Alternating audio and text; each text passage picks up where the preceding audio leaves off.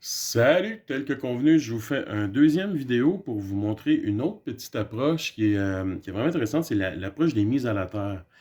Votre manuel le fait, et il fait une section aussi qui appelle appareil de mesure, parce que la mise à la terre est vraiment, cette approche-là est vraiment utile quand on connaît certaines données du circuit, puis qu'on peut juste se promener dedans. C'est vraiment l'approche des gens qui travaillent en électronique. Tu sais, eux autres, ils ont toujours accès à des appareils de mesure, fait que des fois, il y a des parties qu'on ne peut pas les mesurer dans un circuit, d'autres parties que oui, comme par exemple tu sais, un regroupement de différents transistors soudés, on ne peut pas aller jouer dedans, mais on est capable d'avoir l'ensemble. Fait qu'ils sont capables, à partir de données de certaines soit courant ou certains différents de potentiel, aller se promener. Puis eux se définissent pratiquement toujours une mise à terre, puis ils se promènent dans le circuit. Fait que, au lieu d'en parler comme ça, je vais vous le démontrer. Dans le fond, je reprends le même exemple, puis je vais vous montrer comment est-ce qu'on peut le faire d'une autre approche. En fait, pour cet exemple-là, s'il n'y en a pas une des deux qui est vraiment plus longue, plus courte, mais l'autre que je vous apprends va permettre de prendre comme... C'est parce que dès qu'on a deux piles dans un circuit, on ne peut plus travailler avec ce qu'on appelle une résistance équivalente. Ce principe-là ne s'applique pas parce que juste dans un circuit, si j'avais changé la pile de place, la résistance équivalente aurait changé. Donc, c'est pour ça que mais la méthode de mise à la terre, elle fonctionne avec n'importe quel des circuits que vous avez, autant que vous avez certaines informations pour vous partir. Puis, quoi de mieux de comprendre que de partir d'un exemple qu'on connaît déjà. Fait que je vous reprends l'exemple qui est là. Je l'ai dessiné à l'autre page, beaucoup plus gros, parce que vous allez voir qu'on va juste se promener dans le circuit. Je vais aller un petit peu plus vite à cette heure que vous connaissez vraiment vos règles. On va juste se baser sur delta V égale RI. C'est vraiment la seule équation qu'on va travailler avec. Puis avec le principe que delta V, c'est la différence de potentiel au bord d'une résistance, puis le courant va toujours dans le sens que le potentiel baisse. C'est-à-dire que l'eau va toujours s'écouler dans le sens que la hauteur baisse. Fait que on garde, c'est pour ça que je ne suis pas enseigné, je mettais beaucoup l'accent là-dessus dans la première section, le champ électrique pointe le sens que le potentiel baisse, mais c'est parce que je savais que le champ électrique est toujours dans le sens du courant conventionnel. Fait que c'est pour ça que ce concept-là, on le retrouve avec les circuits dans un contexte beaucoup plus concret, en tout cas. Moi, je trouve ça pas mal plus concret. Fait que, on va réappliquer ça ici. En passant, on le fait comme à même le circuit. Fait que c'est pour ça que j'ai tracé le circuit un petit peu plus gros. Puis on va juste écrire des delta V galeries un peu partout. Puis on va trouver à partir des différences de potentiel.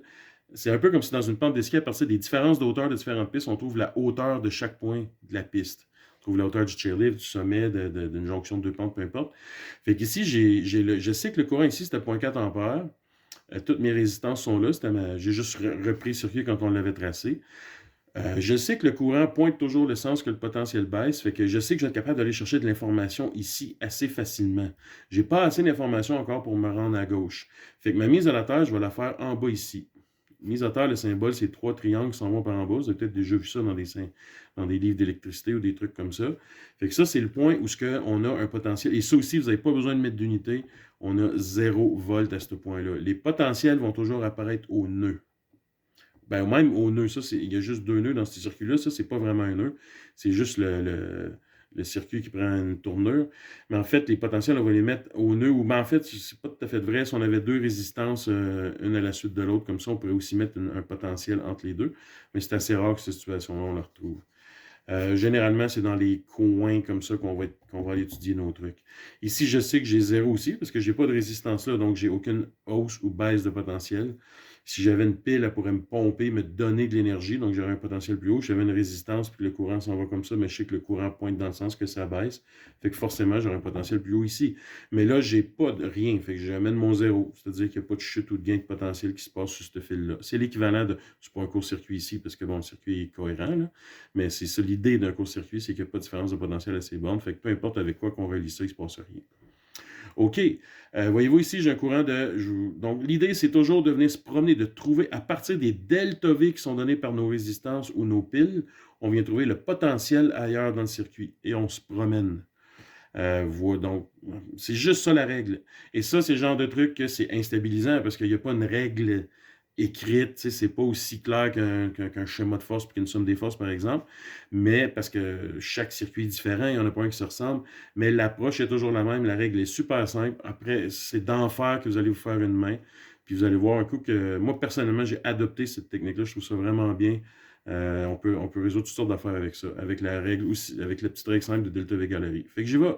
Ici, je sais que mon courant est égal à 4 ampères. Je sais que ma résistance, c'est 5 ohms. Fait que je suis capable de dire que la différence de potentiel aux bornes de cette résistance-là, delta V, c'est RI. Je sais donc que c'est 5 fois 0,4. Et donc, ça me donne 2 volts. Ma différence, ça c'est mon delta V, c'est ça. C'est l'erreur la plus souvent que je vois, la plus fréquente que je vois, c'est que les gens oublient que c'est delta V. Donc ici, ça m'a donné juste la différence de potentiel, mais ici, ça va donner que c'est la même chose parce qu'on a 0 volts là. Sachant que j'ai une différence de potentiel de 2 volts au bord de la résistance, à cause du delta, et que j'ai 0 volts en bas, et avec la règle que le courant pointe le sens que le potentiel baisse, ben j'ai pas le choix d'avoir 2 volts en haut. Parce que 2 moins 2 va me donner mon 0 volt en bas. J'ai donc 2 volts ici. Et là, à partir de là, on va travailler aussi avec la loi des nœuds, c'est-à-dire que tout le courant qui arrive dans un nœud, c'est le même courant qui doit partir. Donc ici, je suis un peu pris, j'ai pas de courant, j'ai pas de potentiel ici, donc je ne peux pas trouver de différence de potentiel. Ça va donc me prendre un courant. Pour venir le chercher, je vais me servir de cette résistance-là ici. Dès que vous voyez qu'il y a une résistance qui est squeezée entre deux potentiels que vous connaissez, ça veut dire que vous pouvez facilement connaître le courant à ces bornes. Ma résistance, c'est 20. Mon delta V il est égal à 2, parce que 2 moins 0 donne 2. Mon delta V est égal à 2. Après ça, bon ben, je sais que la résistance est 20, donc je suis capable de venir trouver I, qui est delta V sur R. Donc, dans notre cas, ça va être égal à 2 divisé par 20, qui donne 2 divisé par 20, ça va donner 0,1 ampère. Pour le 0, j'avoue que c'est dans les petites affaires comme ça, il n'aurait pas été mis, là, mais je l'ai mis. Je ne l'avais pas mis ici, regardez. Fait que 0,1 ampère. Donc, je le sais ici que le courant va toujours dans le sens que le potentiel baisse. Donc, le courant s'en va comme ça. Ici, mon courant, il s'en vient comme ça à mon nœud.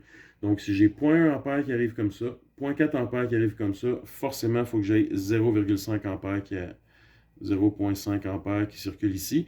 Et ce courant-là, en fait, il venait du courant d'en haut. Fait que je sais qu'en haut aussi, j'ai 0,5 ampère. Ça, il faut développer ce réflexe-là aussi. Le courant s'est séparé, il s'est rejoint ici. Si vous n'y avez pas pensé que c'était le même, on peut le refaire de la même façon, mais de l'autre côté, j'ai un courant ici qui quitte de 0,4 ampères. J'ai un courant qui quitte ici de 0,1 ampère.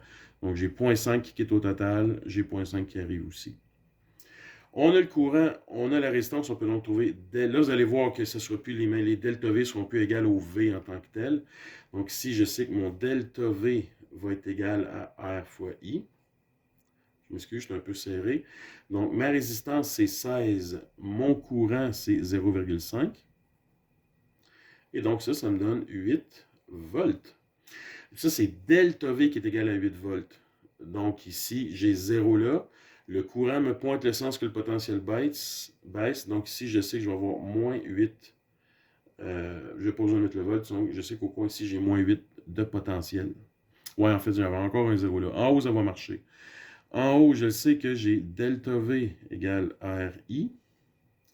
J'ai donc la résistance qui est 10, mon courant qui est 0,5. Et ça vient me donner 10 fois 0,5 va me donner juste 5 volts. Vu que c'est le calcul que je l'ai mis. Donc là ça donne que c'est un circuit quand même assez simple. Fait que ça donne que les potentiels, il y avait souvent des 0 volts partout, mais ici, il n'y en a pas. Fait que là, on le voit vraiment, soyez bien attentifs à ce point-là, c'est la différence de potentiel ici qui est égale à 5 volts.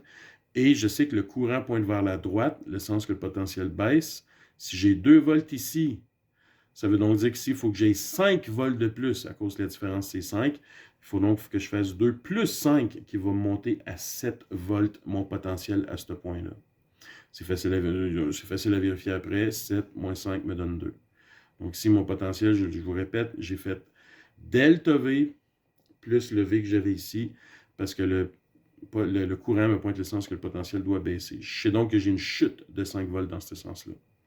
Voyez-vous ici, j'ai 2 volts, j'ai 7 volts, puis c'est la différence qui est l'écart entre les deux. Bon, mais pour trouver epsilon de la pile, encore là, bon, ben, c'est la différence de potentiel d'une pile, c'est ça qu'on appelle epsilon, mais ça reste une différence de potentiel.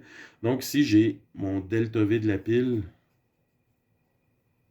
qui est égal à l'électromotance, qui est donc le potentiel à la borne positive moins le potentiel à la borne négative. C'est donc égal à 7 moins moins 8, ce qui donne 7 plus 8, ce qui me donne 15 volts. Fait que je l'ai obtenu sans, ici remarquez, sans trouver la résistance équivalente dans mon circuit. J'ai juste utilisé delta V égale R pour me promener dans mon circuit comme ça, venir trouver les potentiels à différents points et obtenir la différence de potentiel au point d'intérêt. Fait que c'est une autre approche. Ça a l'air, pourtant, ça a l'air plus, entre guillemets, sketch, mais c'est en même temps beaucoup plus puissant. Parce que si même j'avais une pile là, j'avais mis un autre circuit avec une pile, j'aurais pu avoir un circuit hyper compliqué, puis juste me concentrer sur ma partie d'intérêt. Fait que ça va nous permettre d'analyser des circuits beaucoup plus complexes. Parce que la méthode de la résistance équivalente, qui est très bonne, malheureusement, ne peut pas nous permettre d'analyser des circuits qui ont plus qu'une pile, je vous le répète. Je vous remercie.